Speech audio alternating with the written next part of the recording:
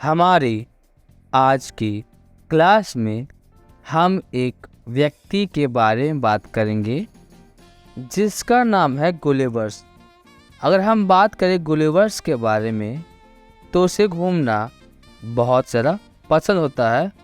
वह हर बार नई नई जगहों को घूमता है। अगर हम बात करें आज की कहानी के बारे में तो यह कहानी जोनाथन स्विफ्ट के द्वारा लिखी गई बुक गुलिवर ट्रैवल से लिया गया है।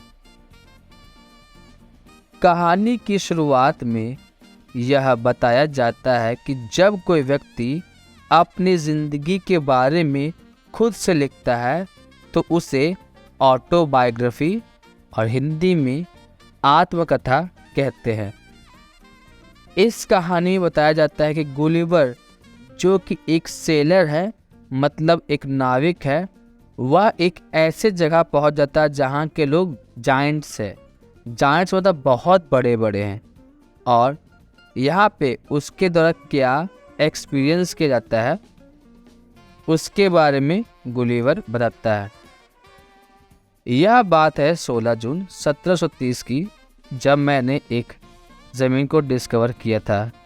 हमारे कैप्टन जो है वह क्या करते हैं, 1 दर्जन आदमी और पानी, मतलब 12 आदमी और बहुत सारा पानी हमारे साथ भेजते हैं कि अगर उन्हें कोई रास्ते मिले तो उन्हें दिया जाए। जब हम इस ज़मीन पर पहुँचे तो हमें ना पानी दिख रहा था और ना ही कोई उस जगह पे रहने वाला।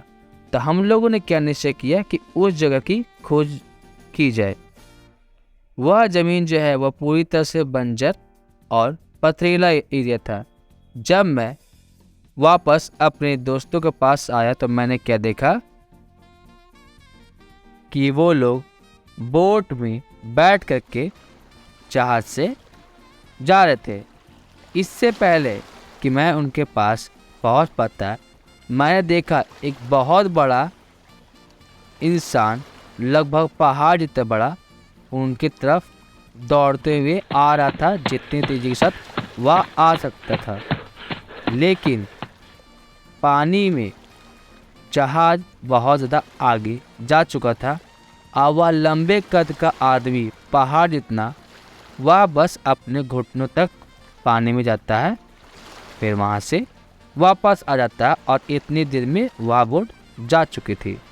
अब मैं वहाँ पे अकेला था, तो मैंने क्या किया, मैं वापस दौड़ते हुए उसकी नज़रों से बचता बचाता बार्ली के खेत में चला गया, जिसके चारों ओर मकई लगभग 40 फीट ऊंचाई तक उग रहे थे और उसके चारों ओर घेरा डाला हुआ था, एक दिशा से दूसरी दिशा की तरफ।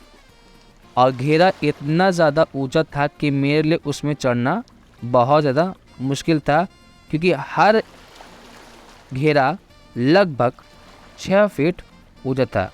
मैं किसी तरीके से वहाँ चढ़ने की कोशिश करता हूँ, तभी मुझे एक बड़े से दानव ने देख लिया कि मैं उस घेरे की तरफ चढ़ रहा था। वह मेरे पास आता है और मैं डर जाता हूँ और वहाँ से भागने लगता हूँ। तो उसने आवाज़ दी और उसकी आवाज़, क्योंकि वह दानव जितना लग रहा था बड़ा, लगा कि कहाँ का बादल गरज गया, बहुत भयानक। और उसी के जैसे 7 और दानव जैसे लोग आए मकई के खेत में। उन्होंने मुझे उठाया और अपने पास ले गया। उस आदमी ने मुझे अपने अंगूठे और अपने पैरों से पकड़ करके, अपने हाथों की उंगलियों से और अंगूठों से पकड़ करके मुझे अपने आँखों के नज़दीक लेके आया। वह ज़मीन से लगभग 60 फीट ऊंचा होगा। उसने मुझे बहुत ही आश्चर्य की नज़रों से देखा और मेरे बालों की तरफ फूंक मारा और उसने अपने दोस्तों को बुलाया और मुझे दिखाने लगा। और मुझे दिखाते दिखाते उसने मुझे ज़मीन पे रख दिया। सारे के सारे लोग ज़मीन पर बैठ करके मुझे देख रहे होते हैं।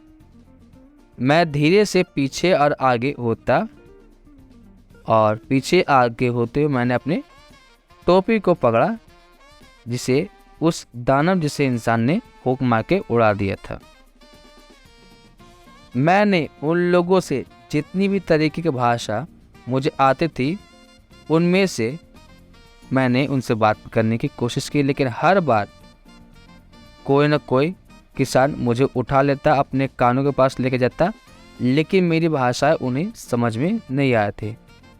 उनमें से एक किसान ने मुझे अपने घर लेके गया और मुझे अपने डाइनिंग टेबल से कुछ दूरी पे छोड़ दिया। डाइनिंग टेबल की हाइट लगभग 30 फुट के आसपास होगी।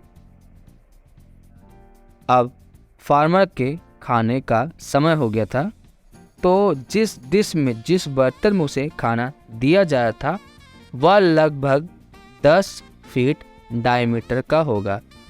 फार्मर की वाइफ कुछ ब्रेड उसके सामने लाती है और कुछ मेरे सामने लेके आती है। हालांकि मेरे लिए ब्रेड का छोटा सा टुकड़ा बहुत ज़्यादा होता, तो उसने ऐसे किया, ब्रेड का छोटा सा टुकड़ा मुझे लेकर के दिया। इसी बीच में मैंने कुछ आवाज़ सुनी मेरे पीछे। वहाँ पे क्या थी? वहाँ पे एक बिल्ली थी जो लगभग 10 गुना ज़्यादा बड़ी थी एक बैल से। अब किसान की पत्नी मुझे बचाने के लिए उसे भगाने लगती है और तभी किसान का 1 साल का बच्चा आता है, जिसे किसान अपने साथ लेकर के आया होता है। और जब वह बच्चा मुझे देखता है तो मुझे पकड़ने लगता है और मुझे टेबल से उठा करके अपने मुंह में डालने लगता है। मैं बहुत ज़ोर से चिल्लाता हूँ कि बच्चा मुझे निगलने की कोशिश कर रहा है, अपने मुंह के अंदर डाल रहा है। मेरी गर्दन ही टूट जाती है अगर उसकी माँ सही समय पर मुझे अपने बच्चों से अलग नहीं करती। फिर थोड़ी देर बाद उस किसान की पत्नी ने मेरे लिए एक बिस्तर बिछाया और मुझे ओढ़ने को अपना रुमाल दे दिया, क्योंकि उसके रुमाल ही मेरे लिए बहुत ज़्यादा था। फिर उसके बाद मैं अपने घर, अपनी पत्नी और अपने बच्चों के बारे में सोचते हुए सो गया। तो यही कहानी थी हमारी आज की। उम्मीद करता हूँ आपको पसंद आई।